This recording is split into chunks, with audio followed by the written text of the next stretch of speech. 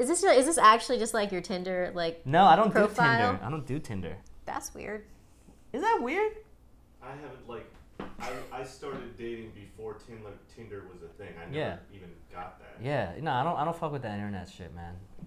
That's I don't know. It's just said the man call with the me YouTube call show. me old school, but it's just a lot. It's a lot. It's just a lot, man. It's a lot.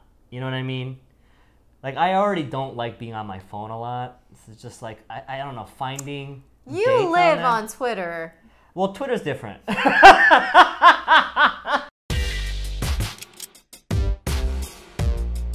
What up, April? How you doing? This is Regarding. It's a talk show about two POC. Recommending theater in NYC. My name is Ray Yamanuchi. I'm a playwright. My name is Maria Paz Alegre. I'm an artist and a theater critic. Today we got two great shows, Ain't No Mo and White Noise. And we have the scenic designer from Ain't No Mo here as a guest, Kimie Nishikawa.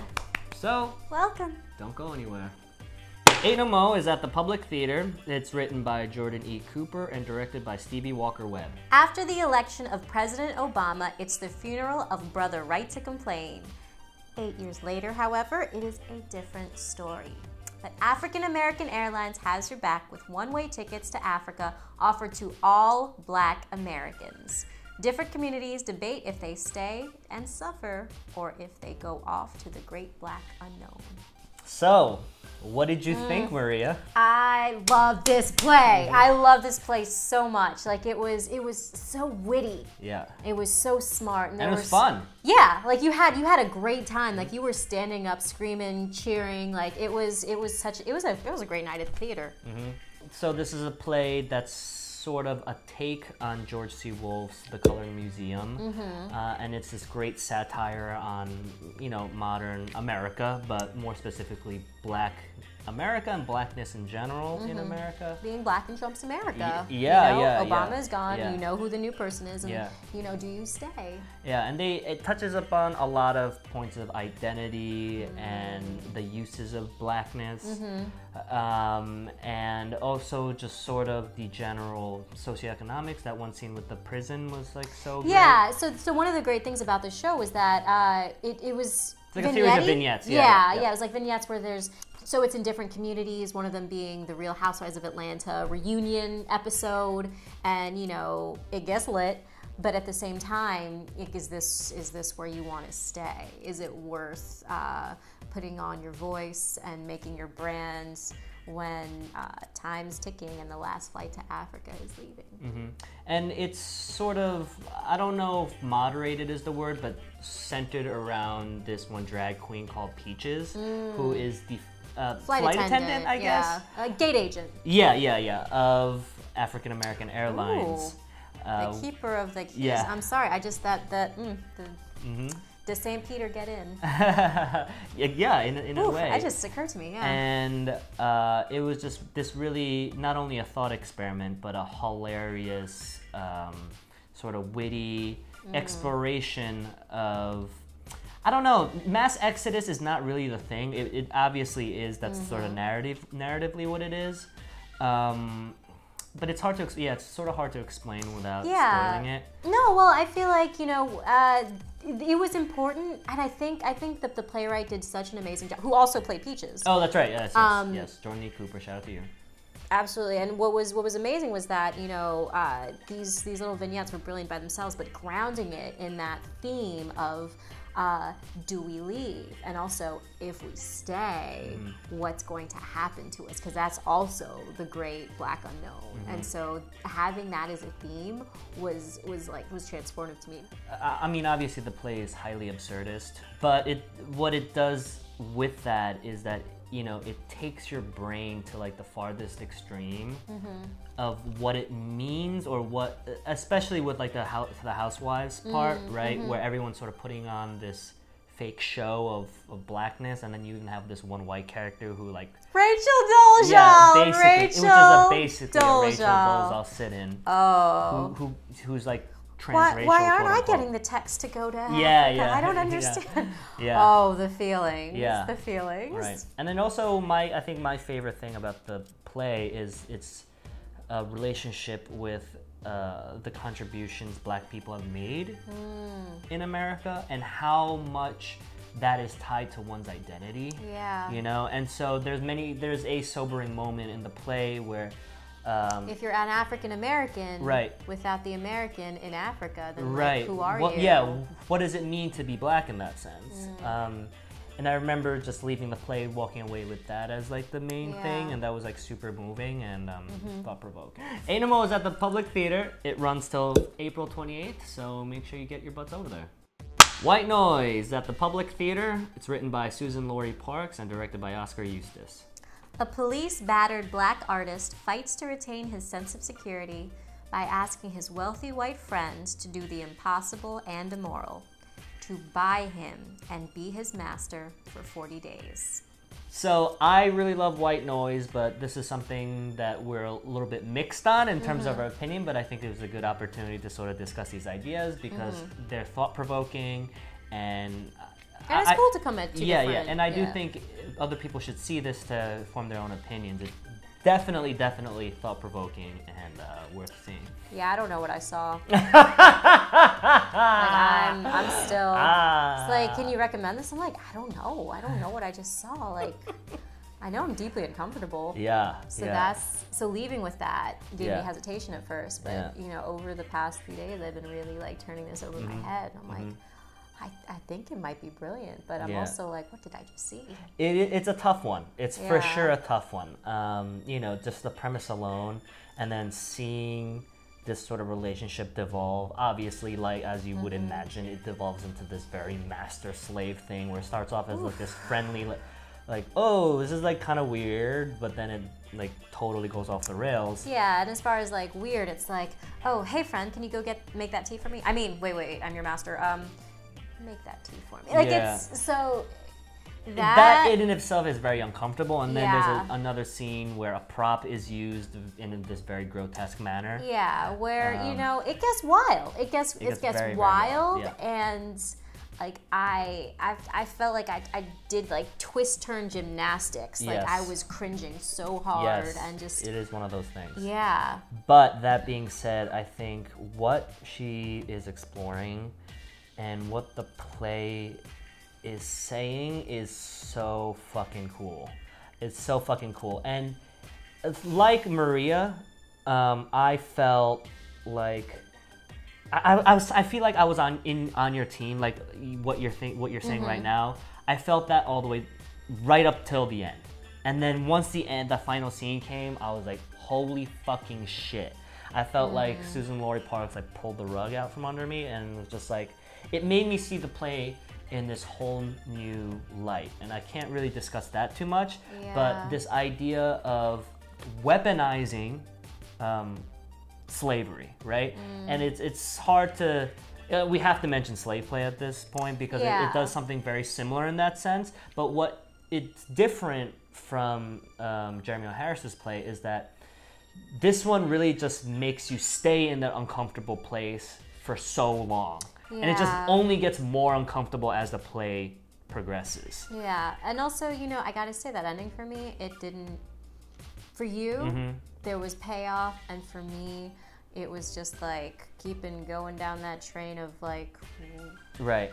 Similar to Ain't No Mo, I really found the Misha character, who was played by Sharia Irving, about this commodification of blackness and who has the right to use that, right? Because like just because, you know, if you're black and then you put on this black face, right? It's like and this voice. Image, right, of what blackness is in pop culture or whatever, even if you don't embody that in the slightest bit. If you're making money of it, is it like some ownership, some capital, you know? In this weird way, it was very interesting to see, like it tied to the whole idea of the Leo character, and again that like reclaiming of this thing, and then being able to use it as a weapon. Yeah, and I can actually get behind that. I really enjoyed the complexity of that. So to clarify, there's two couples, a black man and a white woman, and a black woman and a white man, and the black woman has a YouTube show, and she puts on Ebonics voice, and even though she's, you know, raised by like lesbians in New England and went to a wonderful private college, you know, but also like, doesn't she have the right to do that? Like other people are making money off of that accent. Why shouldn't she? She's black. Right. So like the complexities of that, like paired with Daveed Diggs' character, that was great. There were other subplots that I could not get behind. And honestly, that was like a lot for me. But that one, I was actually really fascinated with it. Yeah, I think it's just really fascinating to see who really does have ownership of blackness, you know? And even if you are black, what does that mean, right? If you are black, does that give you a pass to then be able to do this? Or are you now fake for doing so? But even if you are fake, what does it matter? Now, are we going to just put everyone on the scale of like, are you really like that or are you not? It made me sort of rethink a lot of things that I've sort of taken for granted, you know? Like, again, things regarding authenticity and things regarding sort of the original sin of America. White Noise runs until May 5th. It's at the Public Theater. Just recommending all the shows from the Public. You got a crush. Yeah. But it's I knew it was going to be a divisive play when I walked out of there. And I think that's all the more the reason why you should give it a shot.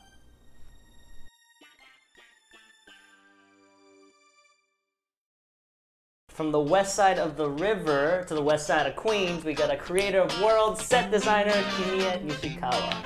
Konbanwa. Jeez.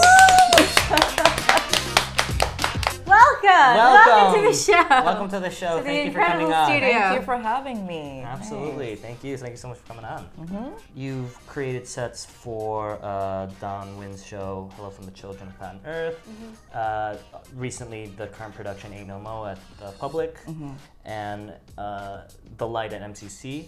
And all of them very much are abstract and super hyper-realistic. What do you find your aesthetic through line to be? Do you have like a scenic design philosophy? Yes. I think, well, first, I always start with a script, like whatever it is. Just reading through the script and kind of procrastinating from having an idea because that's, you know, the most stressful part of the process for me, like having a clear idea. And so I always start out with primary research, which for me is very realistic, like research. Even for Ain't No Mo, which is like such a crazy play, it goes everywhere. Yeah. But you know, my initial research was like mundane airport photos or photos of Michael Jackson's funeral or Got it. there. And so that doesn't change for me from each play to play. Smart. Yeah, and then from there it's really what the, you know, what the feeling of that play is, because I think the set design should have space for a story to happen. So it can't stand alone. It needs to have like a potential for something to happen. So that's something I always try to be careful of, so it doesn't become like, oh, this set is complete as in itself. But I also really want anything to be bold. So there's this saying, and I think it was in Japanese, I can't remember, but it was on my wall for a very long time, that says, like, it's not beautiful because it's not bold. And so even if it is a supernaturalistic set, I still wanted to do some, like, for me the light was that the ceiling is protruding and encompassing the audience. Like, for me that was a strong gesture. So for whatever play, I want to find something that can do that, can reach out into the audience. Interesting. Out of the many designs that you've created, what are some of your favorite work? Which child do you love the most? Yeah, right? Who are your favorites? Yeah, right. No, recently it's Tin Cat Shoes. Oh, I saw that. Did you yeah, see yeah, that? Club Thumb. Yeah. It was so much fun. That was that one. crazy. It was crazy. You know, I was actually, when I was looking at some of your work, I was like, oh, this is such an interesting blend of like the abstract and the really specific. Yeah. And then as the show goes on, and then you're in a just, like, casino. crazy. Yeah. Yeah, it's so wild. That was wild. And the space is like literally this living room. It's tiny. It's tiny. I mean, movie studio. right. Professional Yeah. set. Yeah, TV set or whatever it is. Yeah. But yeah, it's such a small space, and I was like, wow, I feel really like in another world. It was wild. That was great. It was so fun, but also, the Wild Project, I don't know, it's like, Oh, it's tiny. Yeah, It is the size it is of the this. size. Yeah. Yeah. And so in the beginning in the shoe store, that was only 5 feet Yeah. deep or something. Oh, wow. But that was great. It was my first time working with Knut and Trish, the writer. And we went on a field trip to the Natural History Museum. That was our first design meeting. Because Knut had this idea of, what if the outdoors is kind of rendered in this diorama style, and he had that idea, and I thought, it suits the play so well, that kitschiness a little bit. Yes. And also that freed, touched it. You're good. But that freed me from, oh my God, I have to recreate nature on stage, which I like. Rocks and trees on stage really give me fear, because I don't want to do that, because we can never do it fully as nature. So that really freed me, and then it was like, okay, great, we're gonna make a diorama. And but I felt like I was back in college. Just we were there until 2-3 a.m. painting. I was like painting everything myself with help, of course. And Jenny and Aaron, the TD and production manager, were back there like putting. The blinds had images. The blind. I'm trying to remember the blinds. In the shoe store. Yeah. So those were hand cut, strip by strip. Wow. And were pasted on each blind. Wow. That's amazing. Yeah. So it was all this. We didn't have enough money. So everything was do it yourself. Right. Yeah. Which was great. It really made me feel like, wow, we're making this together. Yeah, and the perfect venue for it, like Lower East Side, gritty DIY theater, and that. You got it. Yeah. I really You made your own blinds, girl. Yeah. Is there a set design that you didn't create, someone else's, that you really admire, that you've seen recently? Yes, Oklahoma. Oh, it's St. Anne's. At St. Anne's. You have a thing for St. Anne's. Producer. I do. Yeah. Cool. That was great. I love that, and the lighting was amazing in that too. I also have a thing for just like plywood or just this material, just one material and go with it. I really like that. But also the Glass Menagerie at on Broadway. Oh, on Broadway. On Broadway, 2016. I haven't seen that one. Yeah, that was really great. That was Andrew Lieberman. Scenes from a Marriage. Oh, New the York Evo Theater. Van Home Yeah, one? Yeah, I really didn't get to liked see that one. I really wanted to see it. I didn't get to see that one either. Yeah. That was really great. It just like, I don't know if you know, but everything disappeared. So there was intermission, and then everything, like, all the set was gone. And it was just crazy. That shocked me, and I was still in school at that time. If you could give advice to your younger self or just to young, aspiring theater makers, do you have any words of wisdom for them? Be really nice. That's good advice. And generous. I think that's, there's so many people that are assholes, and I see that. And then later on, you hear about them, and people are like, I'm never going to work with that person again. My gosh, people talk to each other. Yeah. So, yeah. And it's a really, theater's a small world. It is. Very small world. Very small. Yeah, just really be generous and nice, and don't talk shit at the bar. Talk shit on our show.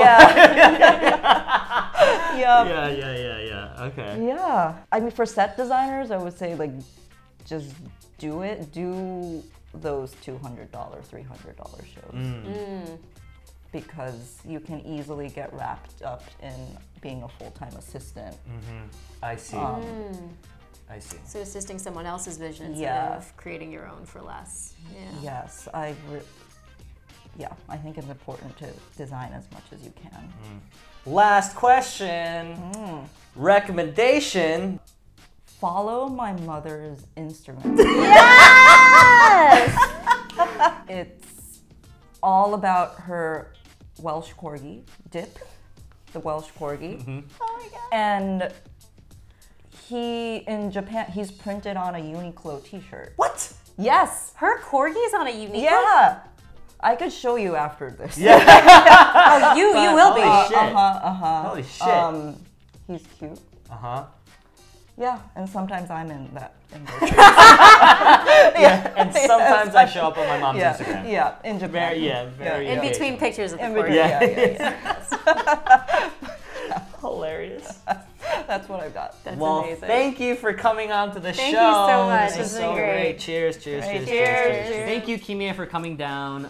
Make sure you go check out her show, Ain't No Mo. We recommended it. So good. And her sets are great. So definitely come check that shit out. Extended interview. You know what to do. It's a pretty website, too. We done good. Just saying. Like and subscribe. Please. It keeps this show running. And don't you want to see more of us? Ain't we cute? Come on, I mean, come at she's us. cute. I'm just whatever. You should see him with his hair down. Ladies, I'm single.